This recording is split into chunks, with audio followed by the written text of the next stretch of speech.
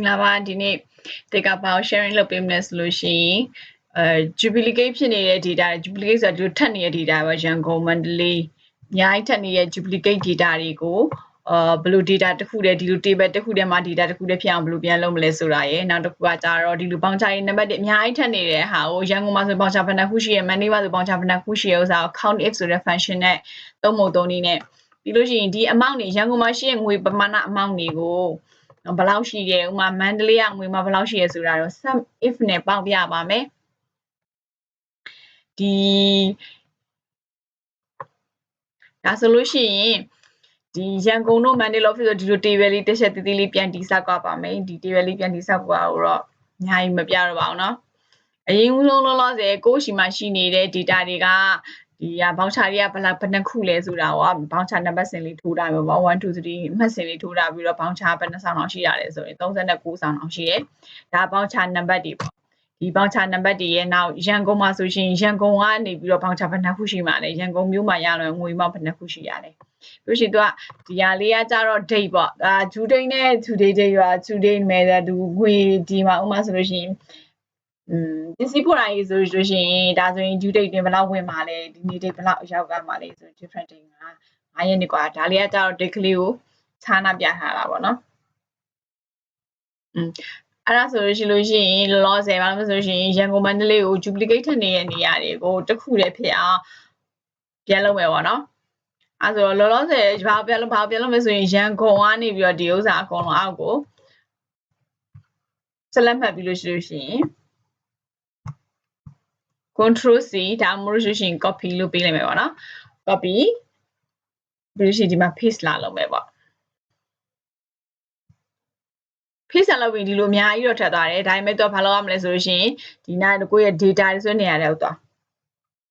ရောက်တော့အများကြီးရောက်သွားတယ်ဒါပေမဲ့ data ဆိုတဲ့နေရာကိုသွားမယ် data တဲ့နေရာသွားလို့ရှိရင်ဒီနားလေးမှာရှိရယ် data ရဲ့နေရာမှာ data 2ဆိုတဲ့နေရာမှာ remove duplicate ဆိုပြီးတော့ရှိရယ်အဲ့ရဲ့icon လေးကိုတစ်ချက်နှိပ်မယ်ပြီးရှိသူပြောလိုက်မယ်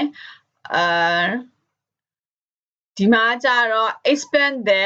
selection လို့ပြောတယ်နောက်တစ်ခါတော့ continue with the current selection လို့ပြောတယ်အမှန်တကယ်ကိုကကြတော့ဒီ current selection အခု loss selection ပေးထားတဲ့ဟာတွေပဲကိုဖြတ်ချင်တာတကယ်လို့အပေါ်ကဒါ expand the selection လို့ပြောလိုက်ရှင်ဒီဘက်မှာရှိနေတဲ့ချက်နေဟာတွေပါပျောက်သွားအဲ့ဆိုရင်ကိုယ့်ရဲ့ရန်ကုန်ကဒီမှာငွေမောက်နဲ့မှတ်ထားတဲ့ဒီတိုင်းပါပြတ်သွားနိုင်တယ်ပေါ့အားကြောင့်မို့လို့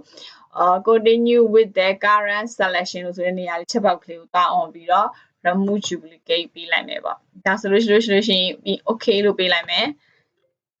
ဒါဆိုလို့ရှိရင် remove ဖြစ်တဲ့နေရာတွေအကုန်လုံးဖြစ်သွားပြီပေါ့ duplicate ထည့်ထားတဲ့နေရာတွေ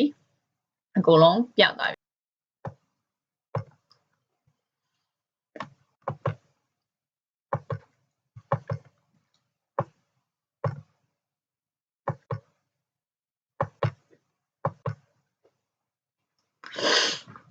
ဒါဆိုလို့ရှိရင်ဒီညာလေးမှာ duplicate ဖြစ်တဲ့ data တွေအကုန်လုံးပြောက်ထွက်သွားပြီးတော့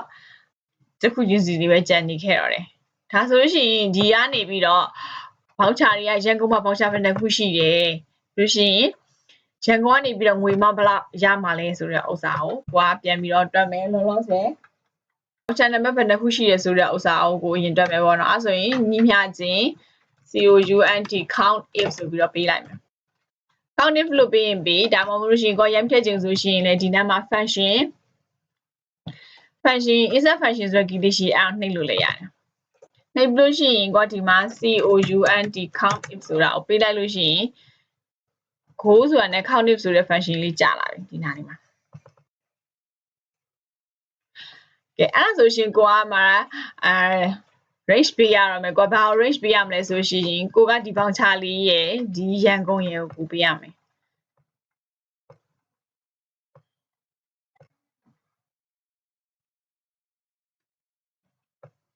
အဲ့ဆိုရင်ရှိတဲ့ဟာအကုန်ပေးလိုက်ပြီ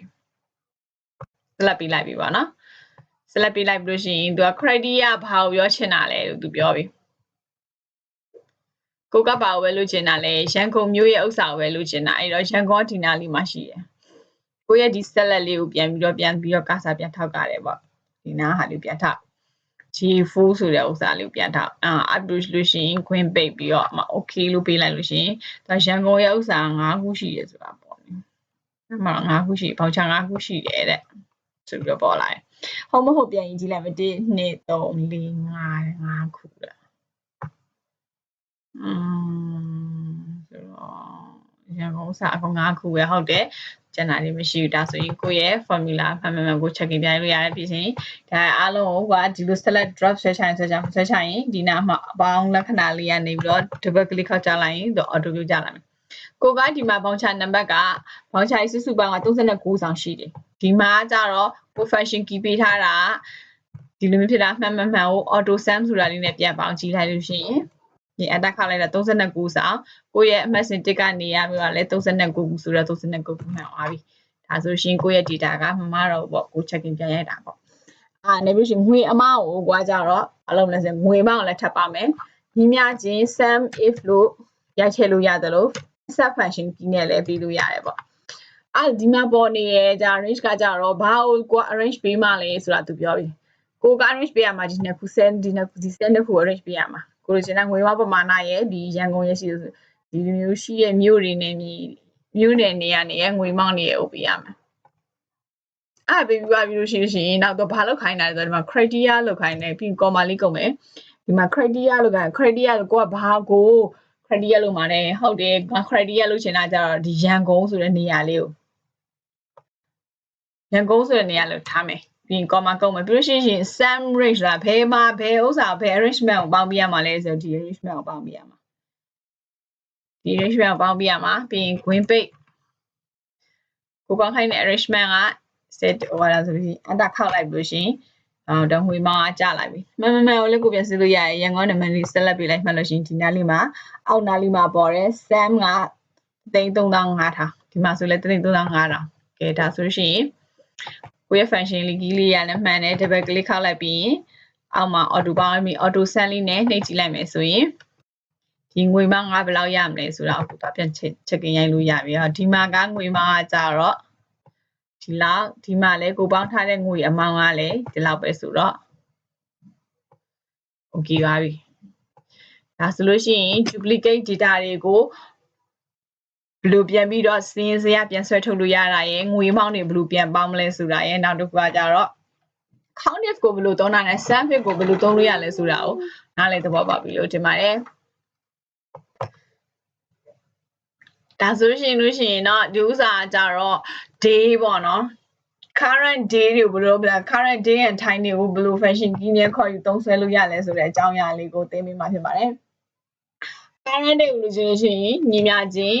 TODAY today ကွင်းစားကွင်းပိတ်တက်ပြီးအနာခောက်လိုက်လို့ရှိရင်လည်းရတယ်ဒါမှမဟုတ်လို့ရှိရင်လည်းကိုကဒီ insert function key တွေကနေလည်းယူသုံးလို့ရတယ် TODAY today လို့ရိုက်ထည့်ရင် go လို့ပြောလိုက်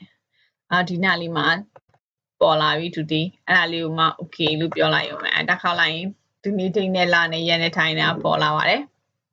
နောက်တစ်ခုကကြတော့ current day and time မှာ time မှာပါတဲ့ဥစ္စာလေးလူချင်းနေဆိုရင်ညီမျှချင်း noun ဆိုပြီးတော့အဲ့လိုတော့နောက်ခွင့်စားခွင့်မြေရက်တယ်လို့ရှိရင် day and time အပြင်day အပြင် time လေးတွေပါပေါ်လာတယ်ပေါ့ဒီမှာကိုယ့်ရဲ့ time အချိန်စရာလေးပေါ့ဒါဆိုလို့ရှိရင် current day နဲ့ time တွေကိုဘယ်လို function key နဲ့သုံးထည့်လို့ရပြီဆိုတာကိုနားလည်သဘောပေါက်ပြီလို့ယုံကြည်ပါတယ်ကိုယ့်ရဲ့ function key တွေကိုပြန်ပြီးတော့ပြန်ကြည့်စနေဟေးဆိုရှင် formula ပေးပြီးတော့ပြန်ယူကြည့်လို့ရရနော်အဲ့ဒါလေးကိုသင်ပေးပါမယ်ဥပမာကိုကဒီ function key လေးကိုပေးထားတယ်ပေါ့ကိုမှန်းမှာဆိုလို့ tax နဲ့ပြန်ခေါ်ချင်တယ်ဆိုရင်ညီမချင်း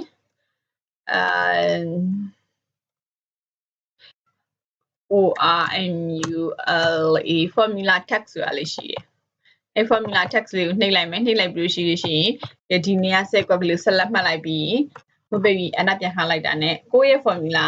ကဘာလေးလဲဘယ်လိုပေးထားလဲဆိုတဲ့အားနေပြီးတော့သွားပေါ်နေရနော်ပြန်ပေါ်ပြီးတယ်ဒါဆိုရင်ကိုက formula ပေးထားဒီဟာတော့ formula ပေးထားဒီဟာဆိုပြီးတော့အဲ့ဆိုကို formula တွေကိုကြက်ချင်တယ်နားမလည်ဘူးကိုယ့်ရဲ့ formula တွေကိုကြက်ချင်တယ်ဟေးဆိုရင်အဲ့လိုမျိုးလေးခေါ်ယူသုံးလို့ရရနော်ဒါဆိုလို့ရှိရင် day and time အတွက်လည်းတည်ပြီးသားပြီ duplicate ဥစ္စာလည်း data တွေနဲ့ပတ်သက်ပြီးတော့လည်းဘယ်လိုသုံးစွဲလို့ရတယ်ဆိုရင်တည်ပြီးသားပြီ လေ့ကျင့်ကြည့်ပါနားမလည်တာရှိရင်လည်းပြန်မေးလို့ရပါလေ comment မှာကျေးဇူးတင်ပါတယ